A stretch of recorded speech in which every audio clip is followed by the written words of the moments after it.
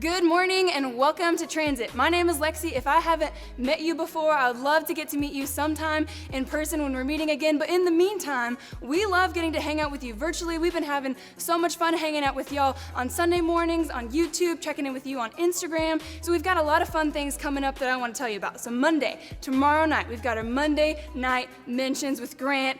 You know that's gonna be a good time. There may be games, there may be wings. Who can say it's gonna be a blast? On Wednesdays, we've got our Wednesday night divas. So if maybe you're trying to figure out a little bit more about what does a faith of your own look like, tune in 7 o'clock Wednesday on our YouTube channel. And finally, this is a big deal, y'all. You're not gonna want to miss this. On Friday, we've got our Fortnite duos. So here's what you're gonna need to do. Go out, find a friend, ideally someone who didn't do the Fortnite thing with us last time, and then you're gonna get to duo Fortnite together. And I don't even know what that means, but I know it's gonna be a blast and you're not going to want to miss it. But before all of that, we've got a great morning planned for you. We're gonna do worship in a few minutes, and then you're gonna get to hear from Julius as he wraps up this last week in our series, In This Together. Thanks for joining us. We love you guys. We can't wait to see you soon.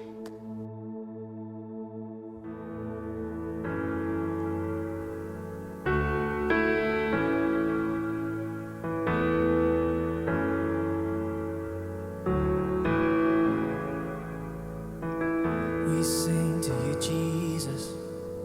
We believe you're here. Your name illuminates the dark. We stand in your presence as you're drawing near. Peace rushes in to fill our hearts. As before the sun was made, a brighter light was on display. Jesus, so much power in the name of Jesus.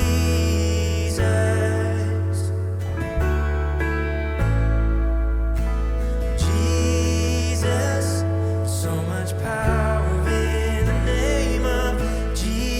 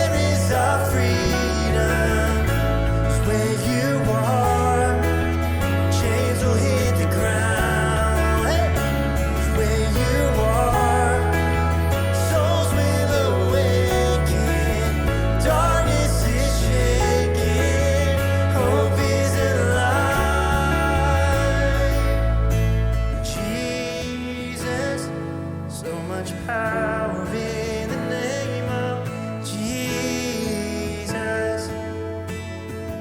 So much power in the Jesus. So much power in the name of Jesus.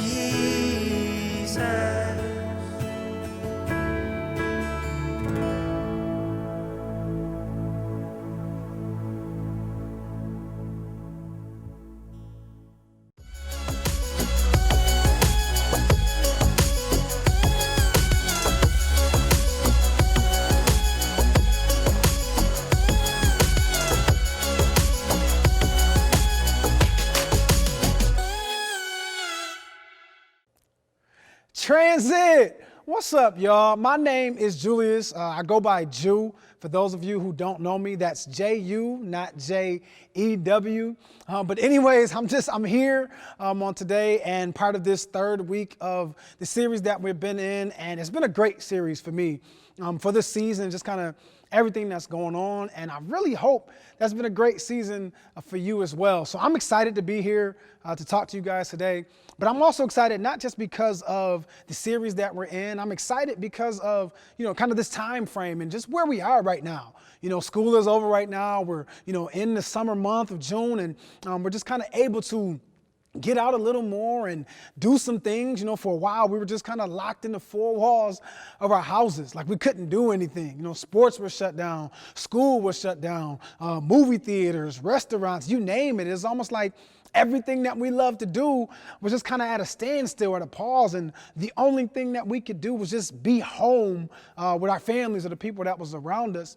And, got a little stir crazy after a while. So I'm excited and I'm happy that, stuff has lifted a little bit and we're able to do some things. We're still not doing everything, but able to do some things and get back to, I guess, maybe some semblance or whatever you will of normalcy or a new normal. You know what I mean? So that has made me happy. And I can imagine that for some of you, you're happy and you're even excited for just being able to maybe go out and get something to eat or order out to eat or just go out and maybe see some friends in the neighborhood or whatever that looks like. I can imagine again that you are happy and excited just like I am. Because, again, when this thing first started, we couldn't do any of that. And at first we were trying to get all this information and figure out, hey, what does this mean? And okay, what's going on? And how do we deal with this? And stuff is shutting down. And we were just, trying to figure it out.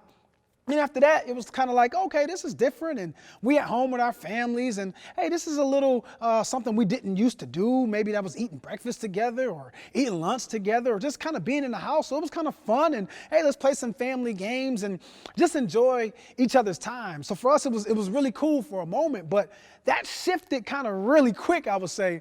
And I can imagine for you, it probably shifted kind of fast as well. And then it went from, kind of what's going on, what's going to happen to, hey, this is fun to, hey, I'm just over it.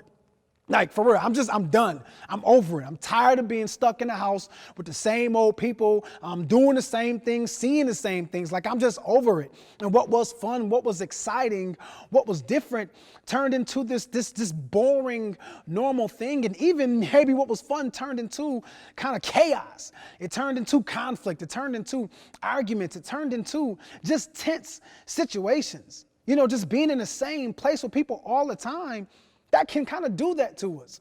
So some of us is like, yo, I just want to finish my eggs before we get to arguing. It's like, nope, I'm on it. Breakfast time, let's get to arguing. Let's get to fighting. Let's get to doing all of that. So for a lot of us, being able to go out and do different things now, it's like, yo, I just want to get away from home. Like, I just want to get away from my family. I need to get away from just doing the same things. I'm tired of arguing about the same old things. Can I play the games more often? Can I have more screen time? Oh, they got to choose dinner last night. Can I choose what we're eating? Can I choose what we're doing? Can I choose the game that we're playing? Can you stop breathing so loud? Can you stop chewing like that? Like, you just got tired of arguing with everybody and being in these conflicts or in these tense moments and situations. Or maybe it wasn't light situations. Maybe there were serious fights. Maybe there were serious arguments of being just, again, in the home and in the same place with people over and over and over again. So we all got to these points, if you guys are anything like me or your families are anything like mine, where you're just arguing again and you're just fighting over the littlest things, but you're making the biggest moments out of them, or you're making kind of these big things, these little things big, and outrageous. And everybody's coming in like, oh, she did this, he did that, they did this, and I didn't do that. And coming to the point where, you know what, we're all coming in with this perspective or this viewpoint of feeling like I'm right. You know what I mean? They keep doing this and they keep doing that. The reason that we're arguing is because everybody else is doing this and he's doing that and she's doing that. You know what I mean? But when I'm walking in, I know it's not me. I'm right. And some of you have felt that same way. You're walking into these moments, but you're like, I'm right. The way I felt, what I said, what I did, I'm right. And if I'm right, that means you're wrong, right?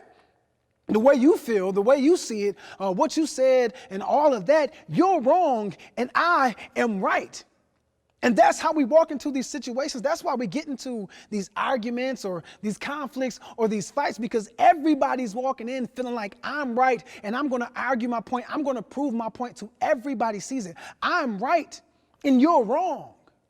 And that's a big problem. That's a huge reason why we're in these conflicts and why we're in these arguments in the first place. Because we all feel like the way that I see it is the only way to see it. The way that I see the situation, the way that I see whatever's going on, that's the only way to see it. So if you can't see it the way that I see it, then there's something wrong with you. There's nothing wrong with me, right?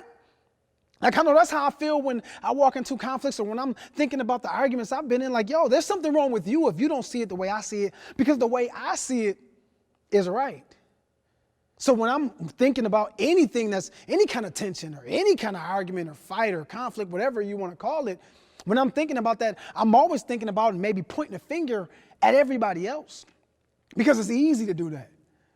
It's easy for me to point the finger to everybody else or at everybody else, because if I continue to do that, then I'm saying to myself and I'm saying to everybody else, yo, it's not my fault. Like, it's nothing I did. They did it. He did it. She did it. What they said, how they approached it, all that. It's not my fault. And the reason that we're always kind of taking that approach of it's not my fault, because it's easier to do that when you're saying it's not my fault. You don't have to do anything else. You know what I mean? When you put it on somebody else, you can't control them. So it's easy to be like, yo, it's not my fault.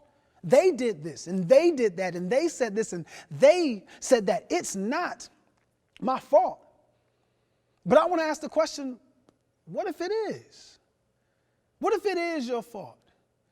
I know some of y'all right there are lost. You like, hold up, Drew. What you mean it's my fault? Man, I didn't do nothing. It is them. They always did that. Let me rephrase that then. What if you have a bigger part to play in the argument? What if you have a bigger part to play in that conflict, in that tension that's going on within your home right now? What if you really do have a bigger part to play? The way you approach it, how you said what you said, how you acted when somebody said something, how you reacted. What if you really have a bigger part to play? Like, what does that mean? What does that look like? I truly believe you and I have a much bigger part to play than we give off. A much bigger part to play than we really kind of say that we do.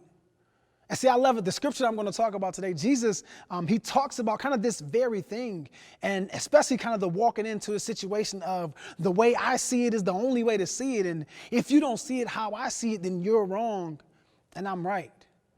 I feel like Jesus dispels that when he was talking to his disciples and a group of people that was following him kind of in that day. And when he talked about this, how he made a comparison between two things that we're going to read about, for me, some people think it's extra. I think it's incredible.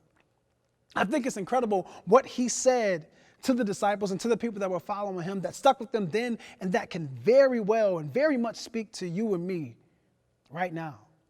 It's a scripture I'm going to read. It's in Matthew chapter 7. And it reads this. It says, "Why do you look at the speck of sawdust in your brother's eye and pay no attention to the plank in your own eye? How can you say to your brother, 'Let me take the speck out of your eye,' when all the time there's a plank in your own eye? You hypocrite. First take the plank out of your own eye, and then you will see clearly to remove the speck from your brother's eye. First take the plank out of your own eye, then you can see to remove the speck out of your brother's eye." Now, again, some people think, oh man, this is extra. You're talking about, a piece of dust and a plank and all that. No, I love it because, like, seriously, I can do this right here and do that. And that's a speck of dust. You can't see that. Don't even tell me you can see it. I know you lying because I can't see it when I did it. But that right there is a speck of dust. And he compares that to, hey, how do we always look at everybody else and the little things that they maybe bring to the situations, and we talk about them and they and him and her, but we don't pay attention to the plank in our own eye, which is more so like this. How am I walking into a situation saying the way I see it is the only way to see it? And if you don't see it the way that I see it, then you're wrong. I can't see anything with this in my face. How can I talk about the little thing that you're doing, that little speck, and I have this big plank over my eyes? And I feel like that's what Jesus was saying to them, and that's what he's saying to you and I. Like, first, remove that, put that down out of your eye, and then you can help to look at or help your brother with the speck that's in their eye. Like, look at the thing that you are bringing to the situation, that you are bringing to the conflict, that you are bringing to the argument. Because you are a part of every conflict, of every argument, and every fight that you're in. Like, you and I are walking around, we're not getting along with our father, we're not getting along with our mother, our brothers or sisters, aunts and uncles, whatever. And then we're walking around talking about it's them, it's they, it's all that they're doing. And there's one part of that that remains the same, and it's you. So what part was your fault? Like, what part of the argument, what part of the conflict is your fault? That's one thing I had to ask myself. Reading this story, taking it personal, like, okay, what part of this is my fault? What part of this is my fault? Yeah, I can go off blaming everybody else for everything that is happening, but what part is my fault? And I'm saying that I want you to ask yourself that. In whatever conflict, whatever tension, whatever argument is going on within your home, what part is your fault? Because I can guarantee you whatever tension and whatever chaos or whatever is going on within your home with you and your siblings or you and your parents, you and I can help to ease that tension. And it's simple, to be honest. Now, I'm not saying that it's easy. It's hard, but it's simple. I'm saying it's hard because it's hard for us to look at ourselves. It's hard for us to see that, hey, I'm the one that needs to change something. I'm the one that needs to do something. But it's simple for you and I to take the approach of, hey, let me look at myself before I blame someone else. Like, that's simple. If I can just think through that every single time I'm walking into a situation, hey, let me look at myself before I blame someone else. See, I know there's a lot of things that are out of your control. I get that. Truly, I do. And I'm not asking you to control what's out of your control. What I'm asking you to do is to control you. To be honest, the only person that you can control is you. But the good news is that's the only person you need to control. It's you. Once you and I can say, what's my part to play? What was my part to bring? How can I look at myself before I blame everybody else? Once we start to own that and change our approach, our tone, our attitude, how we're acting, how we're talking, that's when the relationships can change. That's when the arguments can die down. That's when the conflicts can stop. When we begin to own our part, everything can change. So like Jesus said, don't be a hypocrite. Like, don't be that guy, that girl that's always walking around blaming everybody else and not looking at the wrong that you're doing or the part that you're playing. Remove the plank from your own eye. Address what you're bringing to the table. I promise you, once we begin to do that, everything can change.